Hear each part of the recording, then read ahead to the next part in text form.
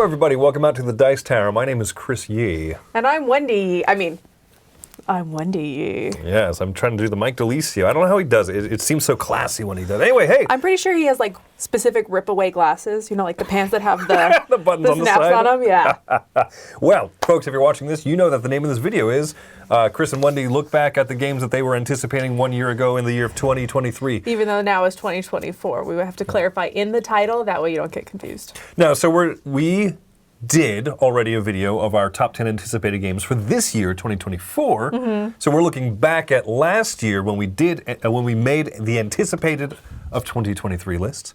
Now that year is gone and dead and done, how did we do predicting our anticipated games? How did we fare? Well, let's go ahead and get started with my number 10. Okay. Number 10 on my list was Darwin's Journey, and this one successfully came out. There we go. And we enjoyed it. So that's a big plus. This was one of those, it's a heavier Euro game, and one side of the board was still heavy, but like a little more basic, and then you flip it to the other side and you get so much more crunchiness and future replayability. So that was fun. Yeah, I don't know if you buy the Fireland expansion separately, like, because the one we got was like a Kickstarter edition where it was all together. You're right. I don't know what the retail of it looks like, but it was a great game. Yeah. We gave a fantastic score and everything. So definitely. Yeah. My number 10 was Bot Factory. This is the Vitalist. Finally played this. I know, right? After 2023, actually. Yeah, this year I played, like 2024 I played it. Just like 3 weeks ago. So this is the Vitalist sort of simpler version, or simpler take on Kanban EV, basically. And it was also co-designed with Joao Martins, who I think the two of them did a bang-up job, making a very approachable, kind of medium weight feeling game that had some real nuance and everything to it. So I was very happy with it. Why is that phrase a bang-up job? That's what I want to know. If you bang something up, doesn't it break it instead of make it better? Because it was something that you just like slapdashed through together. You punched it until it worked. Okay, like a vending machine. Got it. Okay, my number 9 was Fit to Print. This is a real-time making a layout of a newspaper. And so you're like grabbing tiles real time, and then you choose when you're going to decide to start doing the layout. But once you decide to do layout, you can no longer grab from the basic pile. So it's real time, it's all competitive, and you're trying to be like the best newspaper company. And I enjoyed it. I think I enjoyed it the most out of everybody here at the Dice Tower. I think that you did, yeah. Yeah, I thought it was fun. I just taught it again on the cruise recently, the Dice Tower cruise, and I thought, wow, okay, I want to play this again. This is fun. I like parts of it, but I think the biggest issue I have with it is you have to grab tiles, and then once you're done grabbing tiles, you have to be done grabbing them, and then you lay them out on your newspaper board. And I'm always like, well, I grabbed like 12 too few tiles, or like 7 too many. And yeah. I don't know. I enjoy real-time games. I wish I enjoyed this one more. Yeah, I could see that because what is that real-time spaceship making game? Galaxy Trucker. That allows you to be flexible during it, right? Yeah. So I could see that. But you also don't have the whole area you can use. You have to build off of what you've already built. Mm-hmm. And so I think there's just different levels of flexibility. Anyways, I enjoy this. That's my number 9, Fit to Print. Fit to Print. My number 9 was from the same design group, actually, Flat Out Games, which is Point City. This is the follow-up to Point Salad, where you will draw 2 cards out of a face-up display of cards, and you add them out, and many of them are resources you spend to pay for the other building cards, and you want to create an array of buildings in front of you.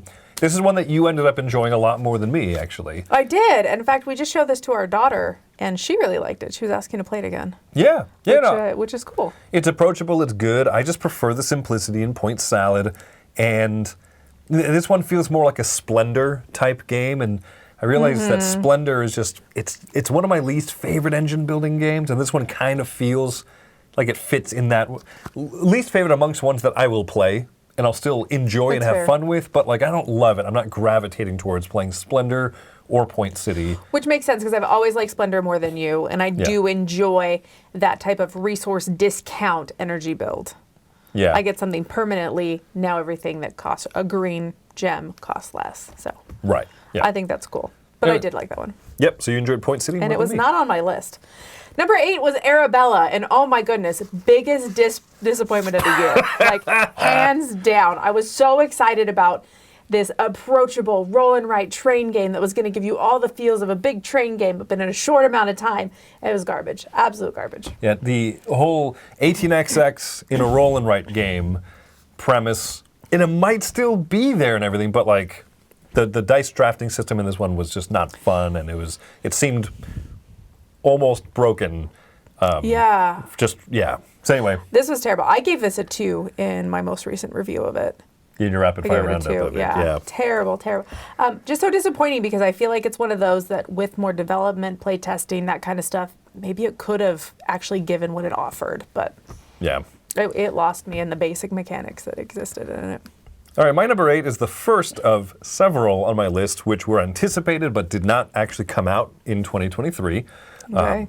To be clear, I have 5 of those. Now, some of those are absolutely on me in that they were, I just picked them because I was like, I know about it, maybe it'll come out, maybe it'll kickstart in 2023, and maybe it won't even. But my number 8 is one I anticipate we will be seeing very shortly, and that's called Age of Inventors. This had kickstarted before. There's a worker placement game and also a tile laying game where you're trying to create these different inventions and kind of look at these historical figures and have them help you come up with tons of inventions.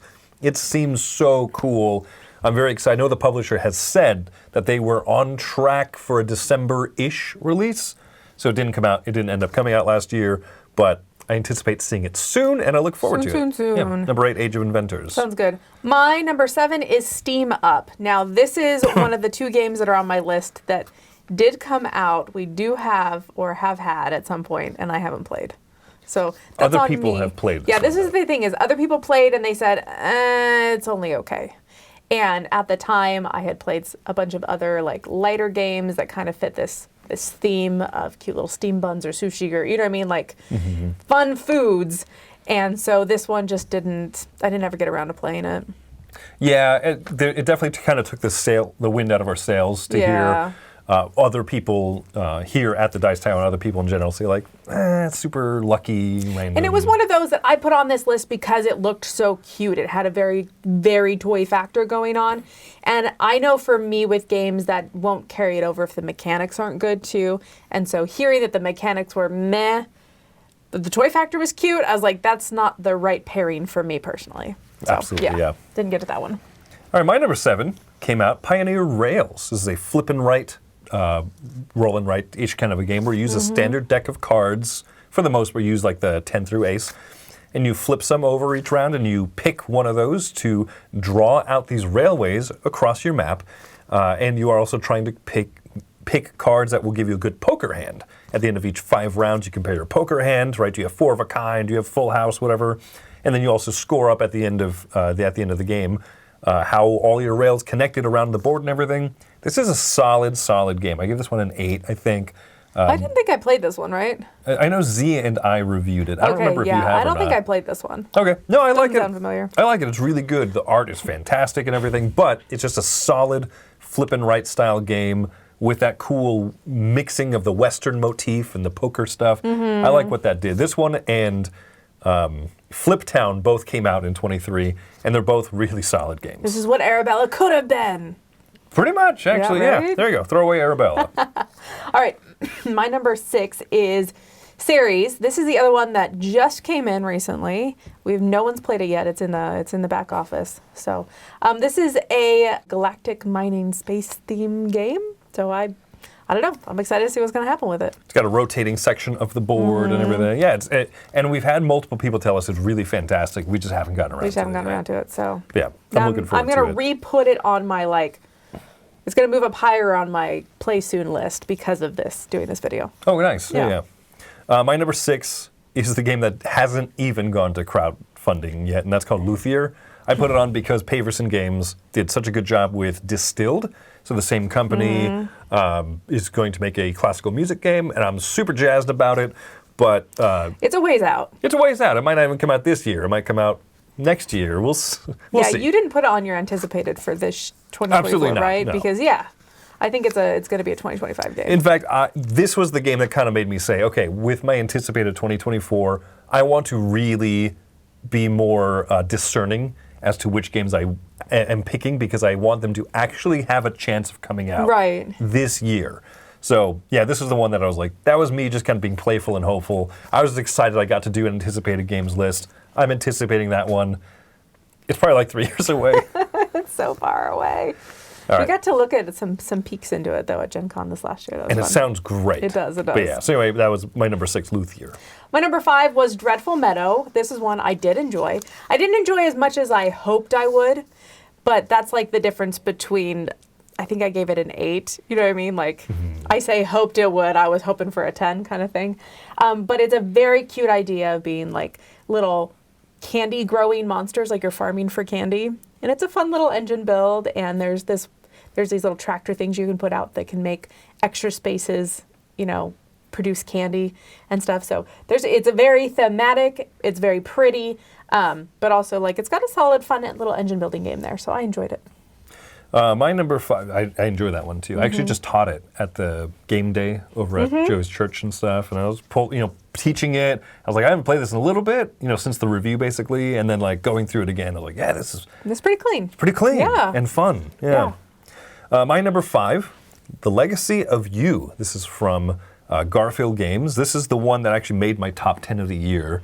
This is one that I adore. Solo-only game, a lot of resource conversion, kind of has some notes of Paladins of the West Kingdom, kind of has some notes of that Garfield familiarity while still feeling fresh, introducing a lot of good story elements into this solo resource management game. It's a really great campaign, fully resettable too, and I think that you could play through this 2, maybe 3 times, like play through the whole must-win 7 games before you finish the campaign, and still be seeing some new content, or be getting that content in different orders depending on what happens in there. So really impressive box, small box from Garfield, Legacy of You, amazing. That's awesome.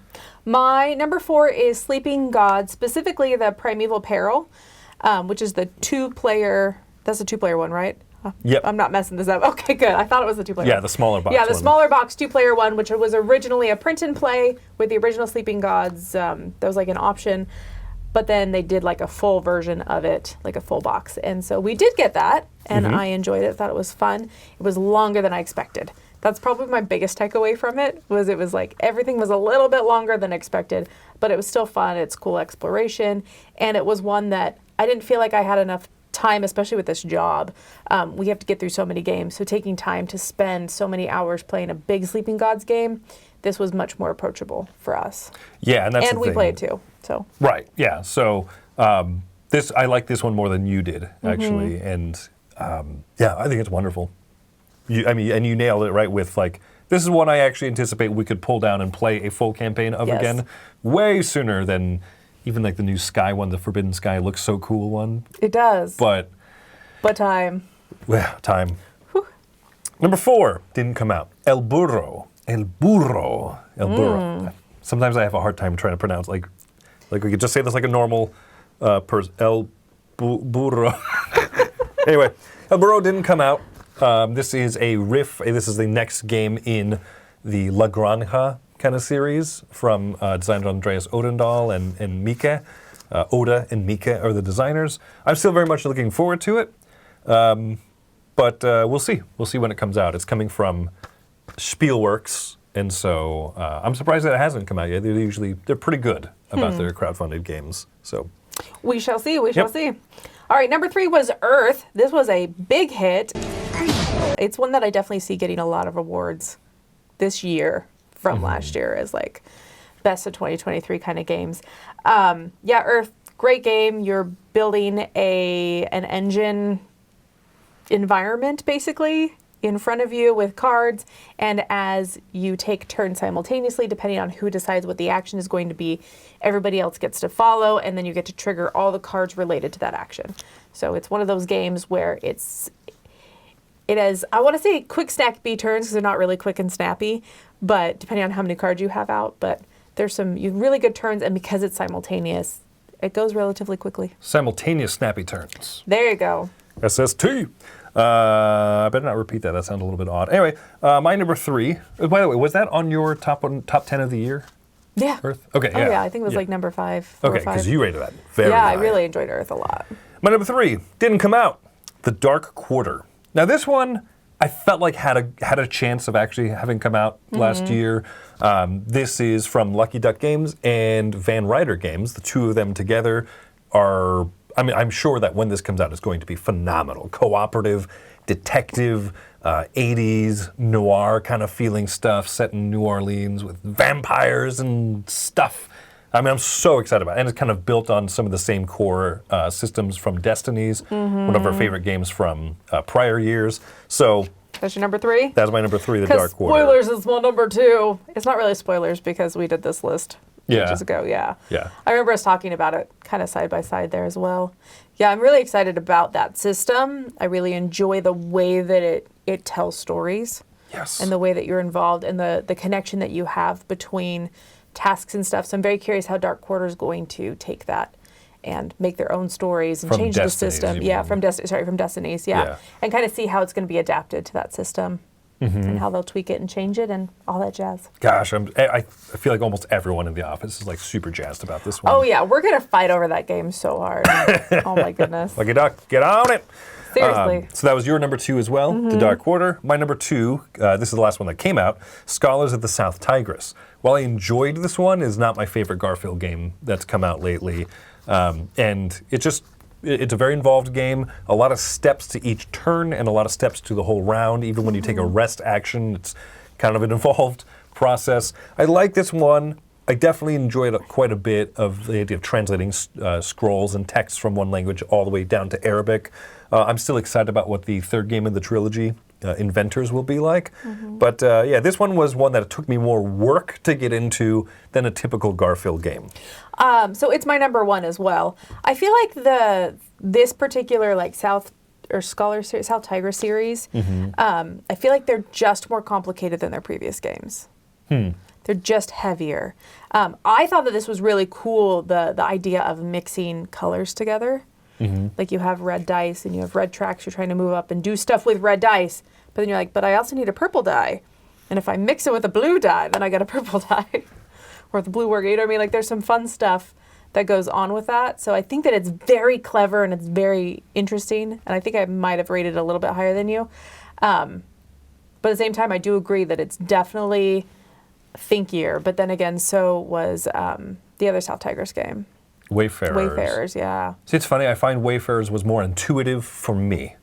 Okay. But you mentioned trying to reteach it again recently, and you're like, woof. That was yeah, it was a lot. It was a lot. But you had that one taught to you, right? Mike had mostly learned it, Yeah. and then I've been able to teach it a few times as well. Okay. And I don't know. Like I say, it just some games are more intuitive to some people. I think so. It's just I think it's going to very be true. that way. All right. So that was your number. That was my number 1. 1 was Scholars. My number 1 was Unconscious Mind, which didn't come out. It did not. Good gravy. I'm excited about this one still. Very, Does very it much have so. a release date officially yet? I don't know. That's the thing is that this company who did Endless Winter, what are they called? The sister company's Pika Games. They are, I'm drawing a blank now. There we go. Insert the name of the company, flashing right below here. They do such great job making games look amazing. They do. I was just talking with Tom about how the Micho's artwork, like I like it a lot, and some games from one to the other feel a little bit more samey, but like the work that he did in Endless Winter, in part because I know that this company has really good art direction and stuff, is like some of, I think, his best artwork in any game.